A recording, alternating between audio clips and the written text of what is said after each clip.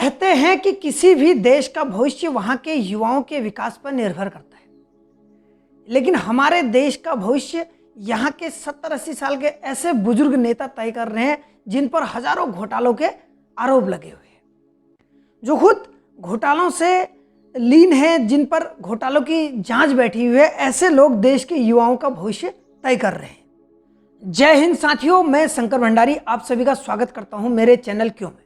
साथियों, आज मैं बात करने वाला हूं युवाओं की, यानी कि खुद की। किस तरह से इस देश के जनप्रतिनिधि, इस देश के नेता हम लोगों का ध्यान मुख्य बिंदुओं से हटाकर आलतू फालतू की चीज़ों की ओर लगवा रहे हैं। जहां देश में एक तरफ महंगाई, बेरोजगारी, जनसंख्या वृद्धि, बहुत सारी समस्याएं हैं, इस दौर में हम लोगों का ध्यान किन चीज़ों में भटकाया जा रहा है कि फिल्म का बाइकआउट करना है, किस हीरो की फिल्म देखनी है, कौन सी फिल्म हमें नहीं देखनी है। इन चीज़ों की तरफ हम लोगों का ध्यान भटकाया जा रहा है, जिसे हम आसानी से समझ नहीं पा रहे। देश का युवा अभी ग्रसित है महंगाई से, बेरोजगारी से।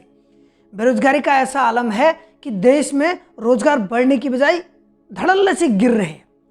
बड़ी बड़ी कंपनियां लोगों को नौकरियां से निकाल रही है, लोग बेरोजगार हो रहे हैं। खुद के बेटों को विदेशों में पढ़ाने वाले, महंगे महंगे स्कूल में पढ़ाने वाले नेता हमारे युवा साथियों को एक झंडा पकड़ा देते हैं और पूरे प्रदेश में घूमने की उनको जिम्मेदारी देते हैं।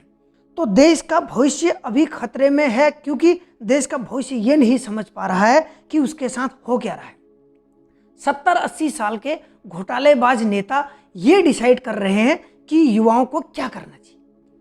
साथियों, एक पेपर लीक से देख लीजिए, हमारे उत्तराखंड में जब से उत्तराखंड बना है तब से आज तक मुझे नहीं लगता कि कोई भी भर्ती ऐसी हुई है जिसमें घूसखोरी ना हुई हो, जिसमें घोटाला ना हुआ।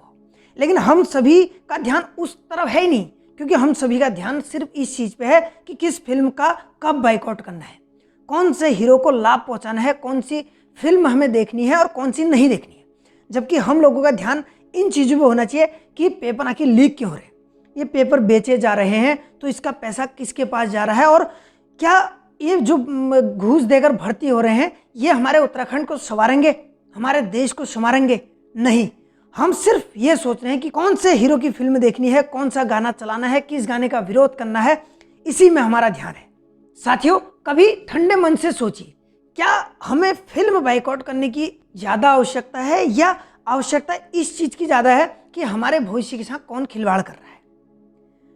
एक गरीब का बच्चा पढ़ता है, 12-12, 15-15 घंटे पढ़ने के बाद भी वो बाहर कर दिया जाता है क्योंकि वो 15 लाख रुपए नहीं दे पाया। और एक ऐसा व्यक्ति जिसे यूकेएसएससी का फुल फॉर्म तक पता नहीं है, वो व्यक्ति टॉपर बन जाता है। कभी इस चीज़ के बारे में सोचा आपने? नहीं सोचा होगा। क्यों? क्योंकि हमारे दिमाग में वो कूड़ा डाल दिया गया है, जिससे हम सिर्फ इतना ही सोच पा रहे हैं कि किसका बाइकआउट करना है, किसका समर्थन करना है, कौन सा झंडा लगाना है और कहाँ पर कौन से नारे लगाने हैं। ये आज से नहीं, आज़ादी के बाद से लगातार ही होता है। ऐसा नहीं है कि ये अभी की सरकार कर रही है, पिछली सरकारों ने नहीं किया। सभी सरकारों ने आज़ादी के बाद से लेकर आज तक देश के युवाओं को मूर्ख ही बनाया। साथियों, जो देश के भविष्य को बेच सकते हैं वो किसी भी हद तक जा सकते हैं।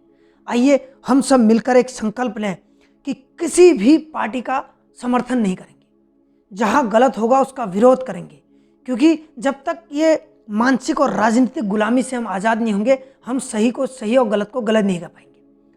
आइए एक छोटी सी कविता पढ़ते हैं। कविता का शीर्षक है युवा देश का भविष्य। कविता कुछ इस तरह से है।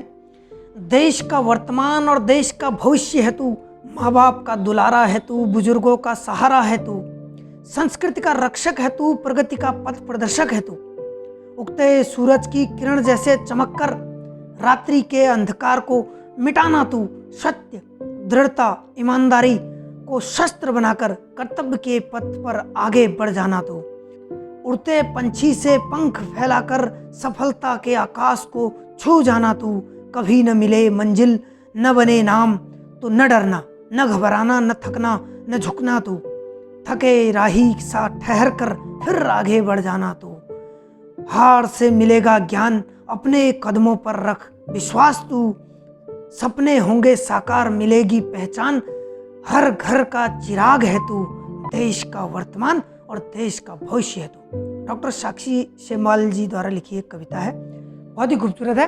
अपने भविष्य के बारे में सोचिए, अपने परिवार के भविष्य के बारे में सोचिए, फिर उसके बाद आप बाकी चीज़ों के बारे में सोचेंगे। जय हिंद, जय भारत।